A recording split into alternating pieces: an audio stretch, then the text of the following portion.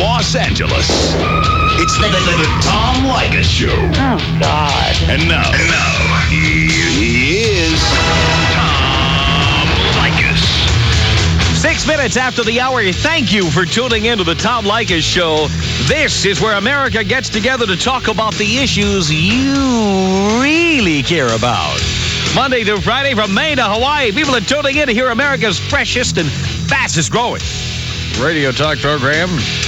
Write down our toll-free telephone number. In case of emergency, break glass. 1-800-5800-TOM is our telephone number. 1-800-5800-866. And somebody's ox is going to be gored this hour. I feel it. I feel it. Batten down the hatches at your local radio station because the complaint calls are going to start coming in. And you know what? They're not going to come in because I'm going to say anything offensive. They're going to be coming in because I'm going to ask a question that I think nobody wants to ask. And I am going to ask the question. Now, understand that when I ask this question, it is not reflecting, at least in my opinion, it's not reflecting ignorance or intolerance or racism on my part. I am asking a question. Now, I'm going to ask this question, and then I want to get your response to it.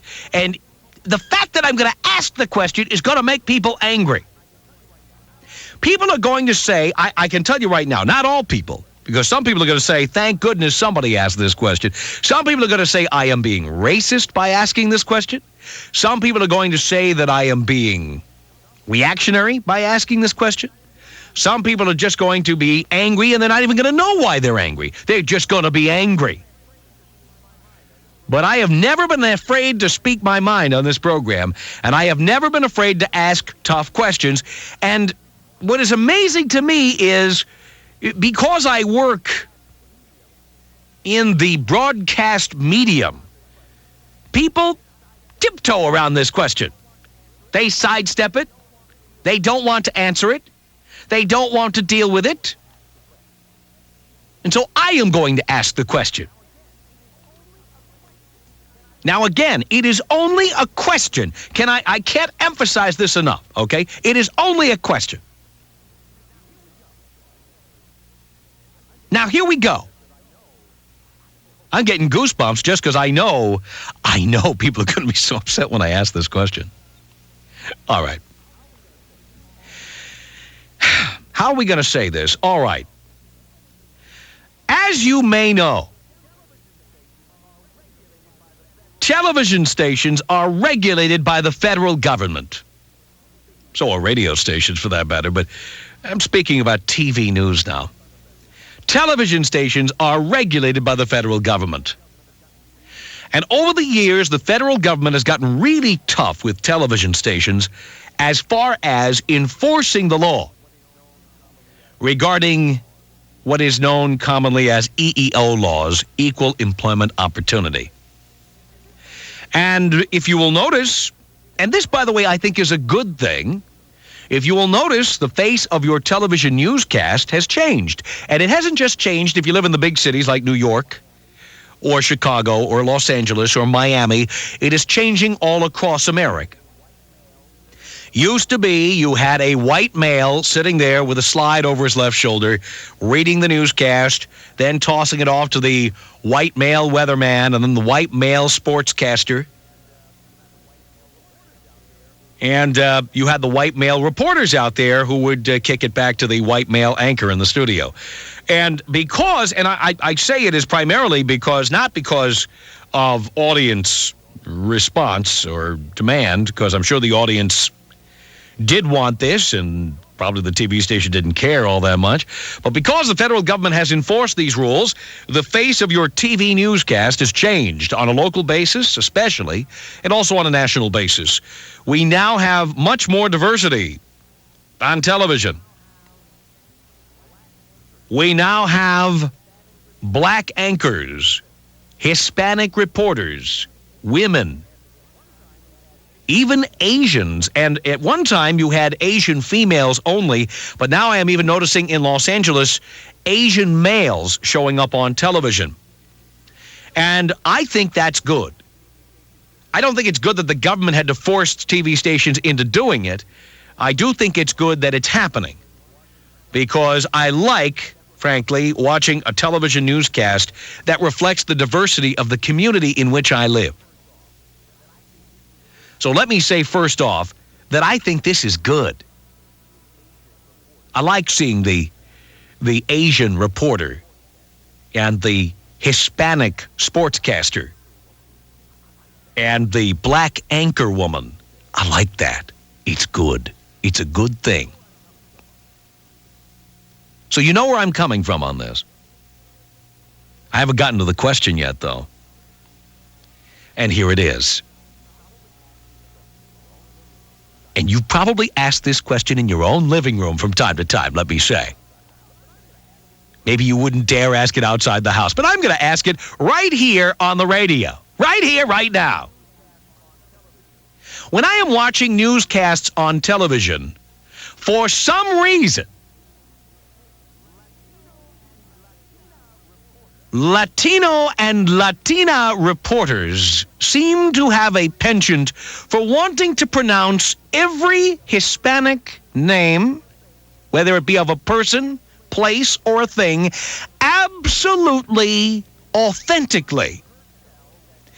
In fact, I have heard tell that some reporters who are third and fourth generation Americans of Hispanic descent who happen to have Hispanic last names have been under pressure from news directors to make their pronunciations more authentic on the newscasts. Now, what I find strange about this is that it's a big, wide, wonderful world in which we live, folks. There's lots of countries out there. There's lots of cultures. I know here in Los Angeles, there's not a nationality you cannot run into. We have people from every country on the face of the earth. And the newscast, from time to time, if you tune in long enough, you're going to hear about every one of those countries. And yet, while we see Latino and Latina reporters bending over backwards to pronounce every word, every city, every locality, every name absolutely authentically. And we see that television stations have placed an awful lot of emphasis on the importance of doing this. We do not see the same emphasis placed on authentic pronunciations of names, cities, countries, places, words from other languages. Why is it, now here's the question it's just going to blow out the phones at your local radio station, just because I'm going to dare to ask it. Why is it so important to have an absolutely authentic pronunciation of every Spanish language word, name, city, town, place, country, whatever, what have you, Nicaragua? Why is that necessary? And yet, when we talk about other countries, words from other languages, it could be France, Germany, Sweden, China. How about Japan? You know, they don't even call Japan in Japan. They don't even call it that. We have Asian reporters on television. They are not bending over backwards to pronounce Korean words exactly, authentically. I do not see the Chinese reporters going back to Mandarin and learning how to pronounce Chinese words absolutely, authentically. Even their own names sometimes they do not pronounce with authentic pronunciation.